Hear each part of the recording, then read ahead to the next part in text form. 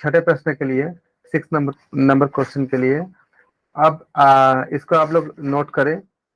अब भारद्वाज के पुत्र सुकेशा ने पिपलाद से पूछे। 6 नंबर प्रश्न के लिए किसने पूछे?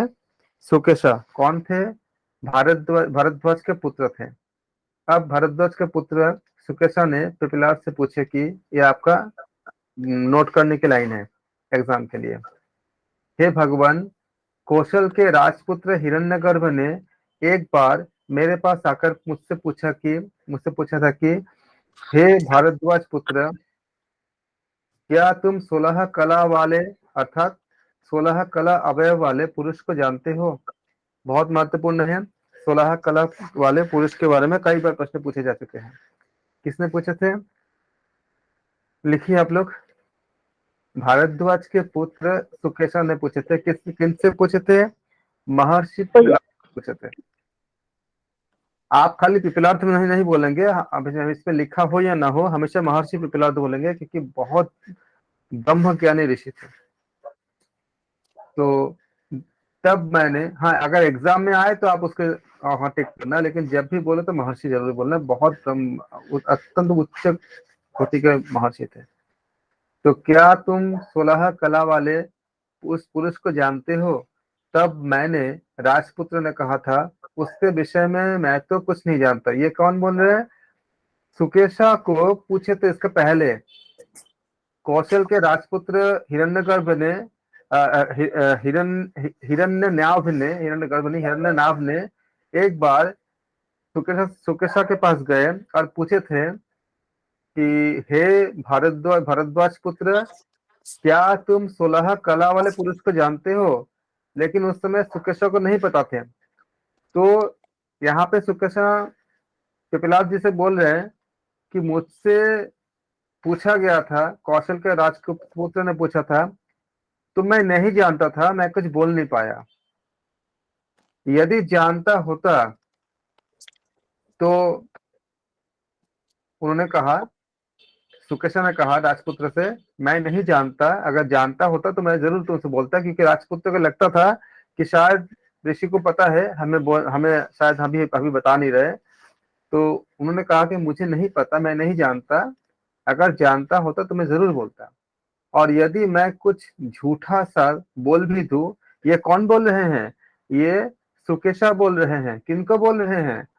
राजपुत्र को बोल रहे हैं, हिरण्यनाभ को। अगर ये प्रश्न आज अभी तक आया नहीं है, कौशल के राजपुत्र का नाम हिरण्यनाभ। तो लेकिन उन्होंने आंसर दे नहीं पाए। जैसे अगर आपसे कोई कुछ पूछे और अगर आप आंसर ना दे पाओ तो आपको थोड़ा सा बुरा भी लगता है, और उस प्रश्न को आप ढूंढते हो उसका जवाब कहीं ना कहीं, किसी न किसी जिनके पास आप समझते हो कि जिनसे मिल सकता है, उनसे पूछते हो। सेम तरह से सुकेशा ने भी महर्षि पिपलाद से पूछे कि उनको पूछा गया था, लेकिन उन्होंने जवाब नहीं दे पाए। तो ये बता दे कि तब तो मेरा मूल सहित नाश हो जाएगा अगर मैं झूठ बोलता, कि उस समय झूठ कोई बोलता नहीं था। झूठ बोलने से हमेशा एक नेगेटिव वाइब्रेशन अपने आप आती है, और इसलिए कहते हैं कि युधिष्ठिर का जो रथ हमेशा हवा में जो होता था, लेकिन जब उन्होंने झूठ बोला तो इतना भारी हो गया कि वो नीचे आ गया। आप अगर महाभारत को पूरा पढ़ोगे, देखोगे उसमें लिखा हुआ है। इसलिए मैं झूठ नहीं बोल सकता। हाँ जी। वो वो जो युधिष्ठिर ने बोला था ना, वो कंप्लीट झूठ भी नहीं बोला था, हालांकि फिर भी उसका रथ नीचे आ गया। तो सोचो, हम तो सफेद झूठ ही बोल देते। एक्चुअली क्या है उसने ना, तो सिर्फ यही कहा था, नर या कुंजर, मतलब उसने पूरा झूठ नहीं बोला था।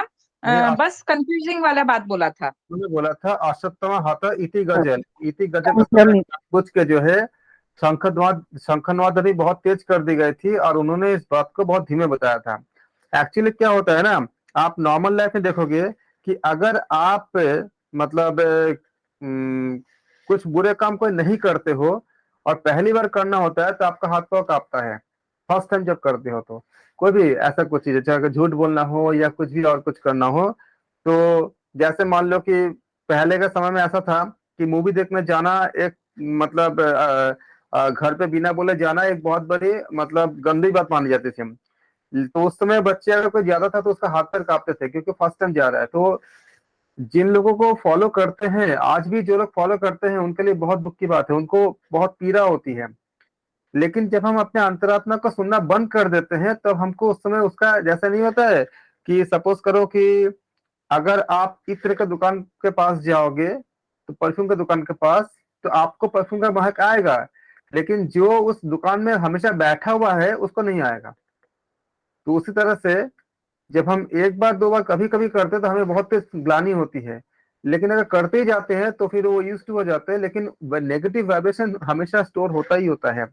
और इसका असर जो है चेहरे पे आ जाती है, आपका जो मतलब फेस पे आ जाती है, कि आप अगर बॉडी लैंग्वेज का रीड करने का अगर टेक्निक्स अगर जानते हो तो आप अपने आप को भी रीड कर सकते हो, सबको कर सकते हो। तो वो उस समय था, बहुत बड़ी बात होती थी कि झूठ नहीं बोलते थे, क्योंकि उससे बेहद ज्यादा जो है एक आपका भारीपन, नेगेटिविटी, पाप क्या होती है, नेगेटिविटी एक भारीपन होता है, भारीपन ऊपर आता है। इसलिए बोला गया कि जो महर्षि के जितने भी आपका मतलब जो तपस्या था वो नष्ट हो जाता। इसलिए राजपुत्र लोग से बोला कि मैं नहीं जानता, सच में मैं नहीं जानता, इसलिए मैं तुमको आंसर दे नहीं पा रहा हूँ।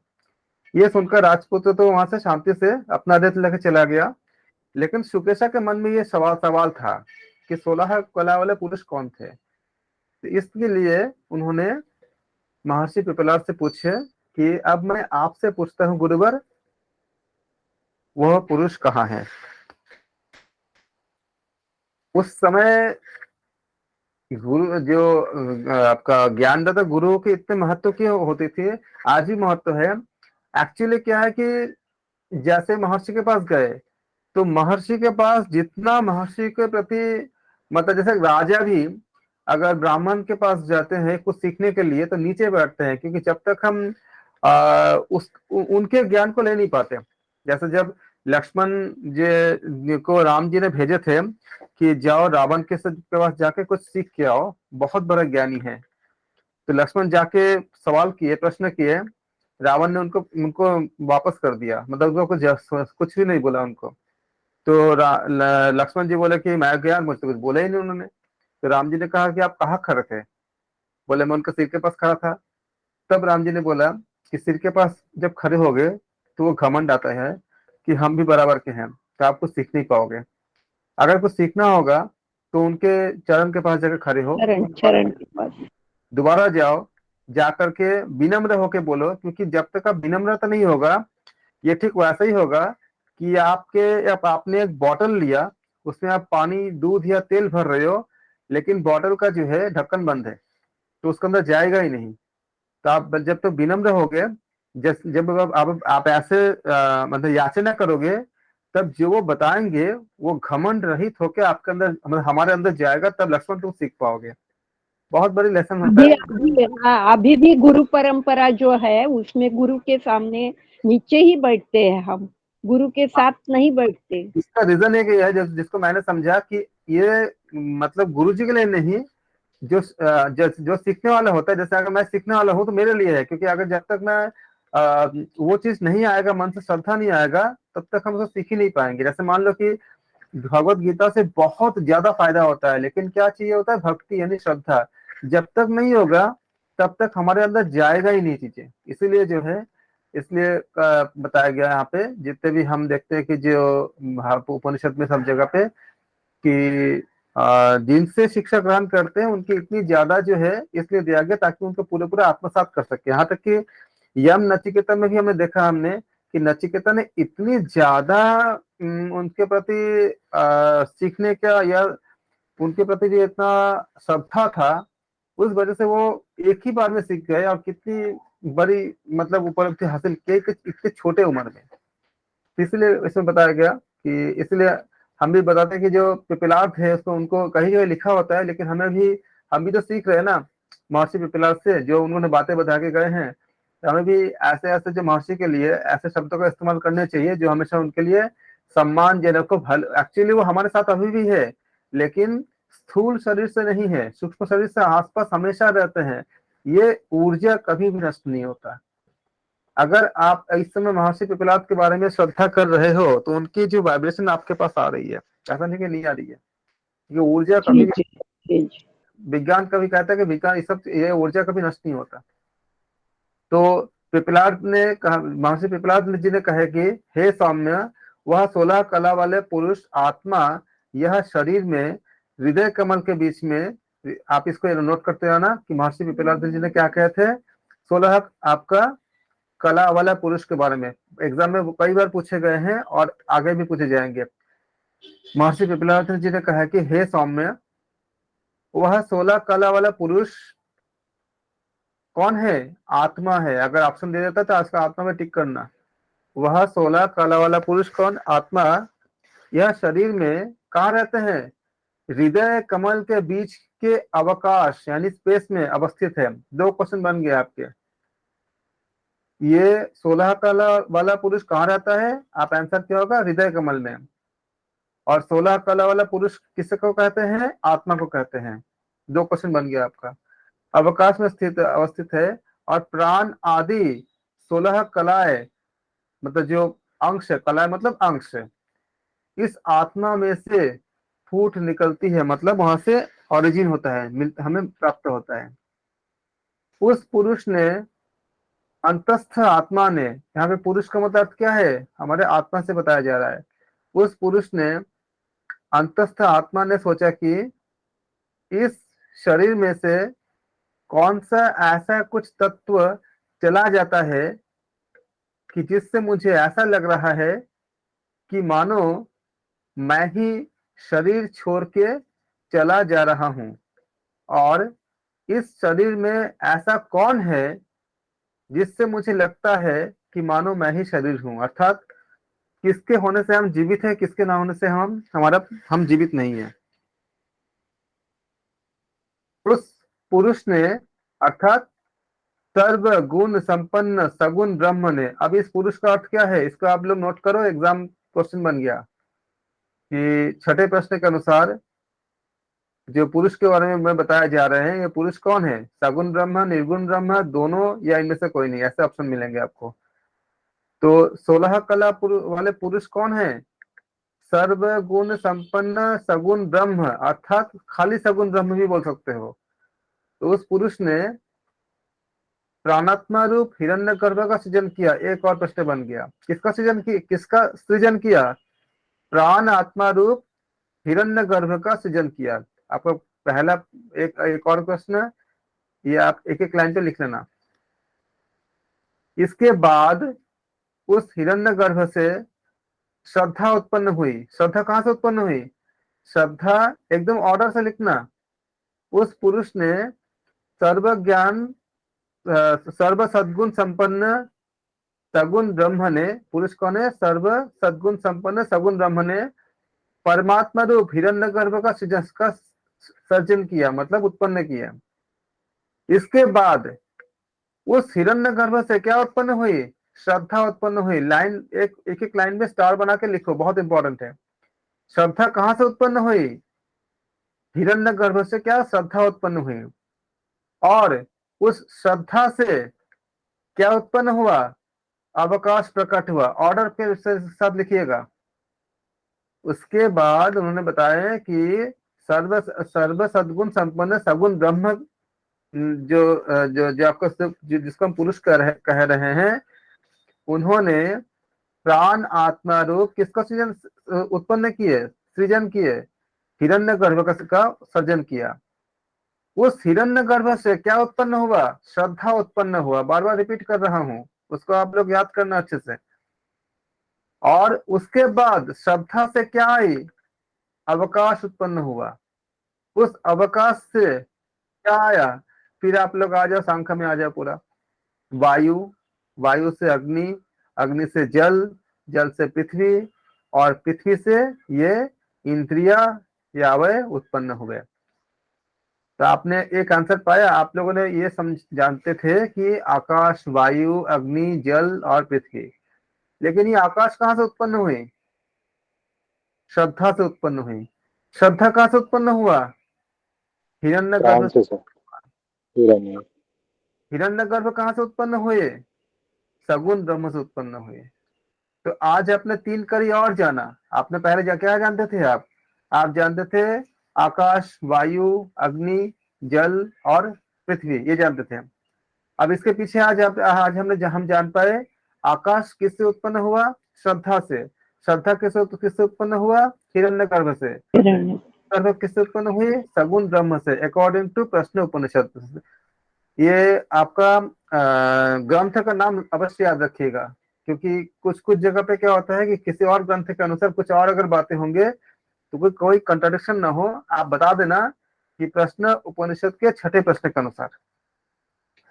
तो इसके बाद उस सगुण ब्रह्म ने बहुत अच्छी अच्छी बात बताई गई उसने। इसके बाद उसने, कौन? सगुण ब्रह्म ने, लिखते रहना आप लोग, सगुण ब्रह्म ने मन और बाद में अन्न को उत्पन्न किए। सगुण ब्रह्म ने क्या उत्पन्न किए बाद में? जब उन्होंने पृथ्वी से आपका पूरे पंच महाभूत को उत्पन्न कर दिया, उसके बाद क्या हुए? इंद्रिय वायु, पूरा पूरा आपका इंद्रिय अवयव का सब उत्पन्न हुआ। इसके बाद वो सगुण ब्रह्म ने क्या उत्पन्न किया? मन उत्पन्न किया। अब मन को उत्पन्न करने के बाद क्या उत्पन्न किए?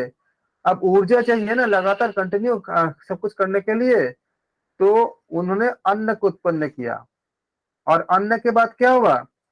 अन्न के बाद में, अन्न में से जब हम खाना खाते हैं, और जब आप जानते हो सारे चीजें धातु में पुष्ट होती है, आयुर्वेद में पढ़े हो आप लोग, सारे धातु सबको पता है ना आपको, आप सबको? आपका अग्नि, जी सप्त धातु। 13 तरह की होती है। धातु पता चल रहा, रक्त मांस मेद अस्थि मज्जा शुक्र। सप्त धातु।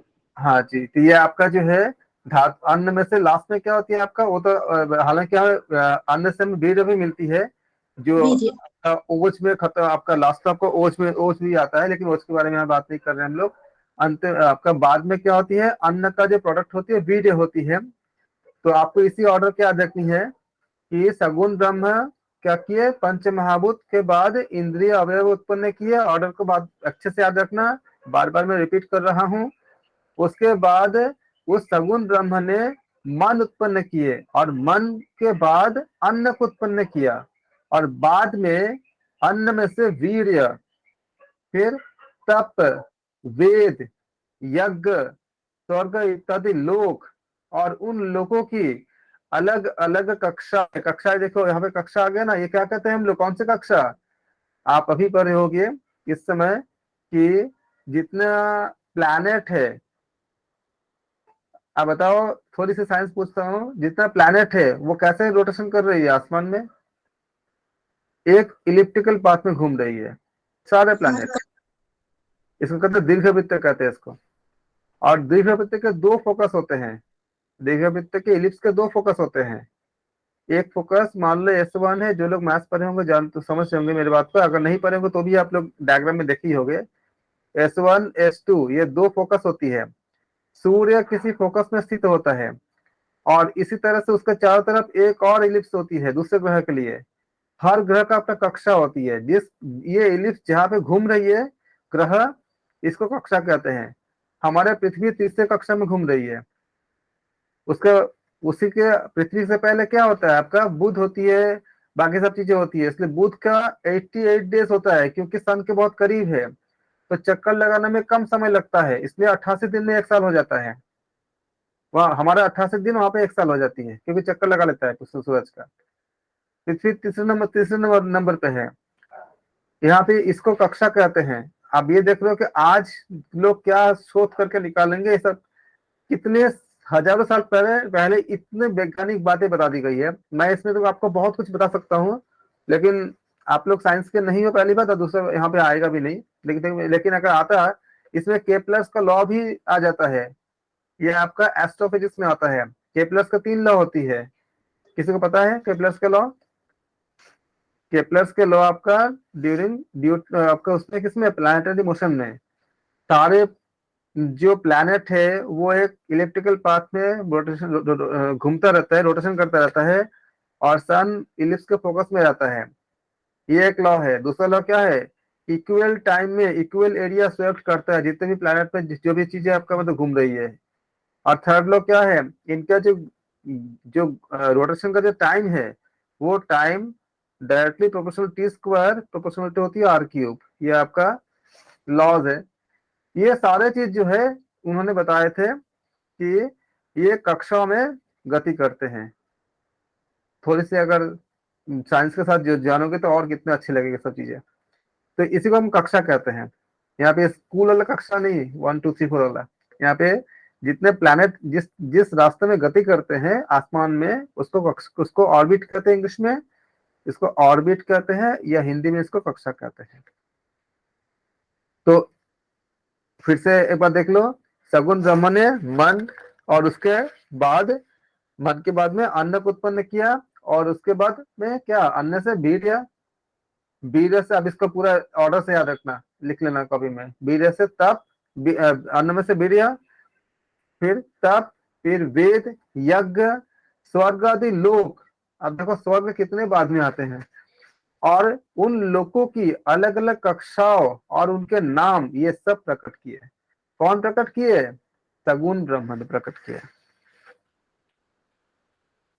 इतनी सारी जानकारी इसके अंदर है, आप लोग लिख लिए होंगे, होप कि मैंने बार बार रिपीट इसलिए कर रहा था, और इसको आप लोग बताओगे मतलब जब एग्जाम में आएंगे। इसका एक उदाहरण यह है कि नदियां जब सागर से नहीं मिलती है तब तक तो अपना अपना प्रवाह चालू चालू रखती है, पर ज्यों ही सागर से मिलती है कि तुरंत उसका प्रवाह अंत अस्त हो जाता है और उसके नाम और रूप नष्ट हो जाते हैं। गंगा, यमुना, सरस्वती और जितने भी नदियां हैं, जब तक आपका समुद्र से नहीं मिलते हैं तब तक नाम है, जैसे ही समुद्र से मिल गए सारे नाम विलुप्त हो गए, और वे केवल सागर के नाम से ही उसको हम जानते हैं। तो सारे नदियां अपने नाम और रूप नष्ट हो जाते हैं, बाद में तो वे केवल सागर के नाम से ही पहचानी जाती है। ठीक उसी प्रकार से,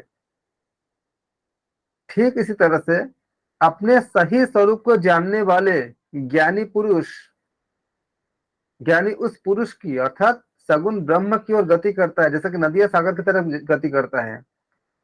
और जब वो ब्रह्म से मिल जाता है, जिसको हम लोग कहते हैं ना अहम ब्रह्मास्मि, उसको बहुत बड़ी व्याख्या है। तो जब एक ज्ञानी पुरुष अपनी गति ब्रह्म की तरफ ही करता है, जब तक वो ब्रह्म से मर्ज नहीं किया तब तक उसका नाम है, पहचान है। लेकिन जैसे ही वो ब्रह्म से मिल जाता है तो क्या होता है, उन पे पूरा मर्ज हो जाता है, यानी सगुण ब्रह्म की ओर गति करता है। गति करता हुआ जब उससे मिल जाता है तब उसकी ये प्राण आदि 16 कलाएं अस्त हो जाती है, और वह स्वयं अर्थात वो महापुरुष किसमें, सगुण ब्रह्म में ही विलीन हो जाता है, अर्थात सगुण ब्रह्म ही हो जाता है। वह प्राण आदि कलाओं से रहित हो जाता है। ये 16 कला वाले पुरुष के बारे में बताया गया है। जैसे रथ के पहिए की धुरी पर उसके आरे आश्रित होते हैं, उसी प्रकार उस पुरुष मतलब जीव चैतन्य में गुण आधारित रहते हैं। बाहर और भीतर दोनों स्थलों में वे गुण उसी पर आधारित है। इस पुरुष के सच्चे स्वरूप को जानने का प्रयत्न करो। तुम उसे जान लोगे तो मृत्यु तुम्हारा स्पर्श करने में समर्थ नहीं होगा। मृत्यु कई जगह पे स्पर्श करने का समर्थ नहीं है। मृत्यु का स्पर्श करने का मतलब ये नहीं है कि शरीर को छोड़ना नहीं है। इसके बारे में हम किसी और जगह चर्चा करेंगे, बहुत लंबी चर्चा है कि मृत्यु का अर्थ क्या है। मृत्यु का अर्थ, ब्रह्मचर्य का अर्थ, इन सब के बहुत डेप्थ अर्थ होती है। ब्रह्मचर्य धर्म से ब्रह्मचारी एक अलग से व्याख्या ही अलग से उसके ऊपर है। तभी उन सब के बारे में हम विस्तार से शास्त्र के बारे में जो बताया गया है उन लोगों की व्याख्या करेंगे तो एक आपको नया मीनिंग समझ में आएगा, तो आप समझ पाओगे। पिपलाद ने अपने उन शिष्यों से कहा, मृत्यु का मतलब ये भी एक होता है कि ये शरीर हम छोड़ेंगे ही नहीं, कैसे, लेकिन उनको भी एक समय के बाद छोड़ने, जैसे कि हम जानते हैं कि कई ऐसे जैसे बजरंगबली जी अमर है और अश्वत्थामा अमर है, लेकिन उनका भी ड्यूरेशन है। और उसके बाद जब ये सब चीजें जब रिपीट होती है तो वो एक समय के बाद जब सब कुछ प्रलय हो जाती है तब वो भी ब्रह्म में लीन हो जाते हैं। तो पिपलार्थ ने अपने शिष्यों से कहा कि पर ब्रह्म के संबंध में इतना ही जानता हूं कि, उन्होंने कहा, पिपलाद जी ने, महर्षि पिपलाद जी ने अपने शिष्यों से कहा कि पर ब्रह्म के संबंध में मैं इतना ही जानता हूं, इसके संबंध में और अधिक जानना कुछ बाकी नहीं रहता। यह महर्षि पिपलाद ने अपने शिष्य से कहे कि 16 कला वाले पुरुष से बहुत से क्वेश्चन पूछे जाते हैं, काफी ज्यादा क्वेश्चन मतलब आए हुए हैं, और आप इतनी इसमें कंटेंट है, इतने इसमें डेटा, इतनी गहन ज्ञान है इसमें, तो उसमें तो आना स्वाभाविक भी है। इसके बाद उन शिष्यों ने उन पिपलाद ऋषि की पूजा करते हुए, उन महर्षि पिपलाद ऋषि की पूजा करते हुए कहा कि आप तो हमारे पिता हैं, जिन्होंने अविद्या के उस पार पहुंचा दिया। परम महर्षि, ऐसे आपको हमारा नमस्कार हो, नमस्कार हो। इस प्रकार कठोपनिषद में छठा प्रश्न यहाँ पे समाप्त होती है।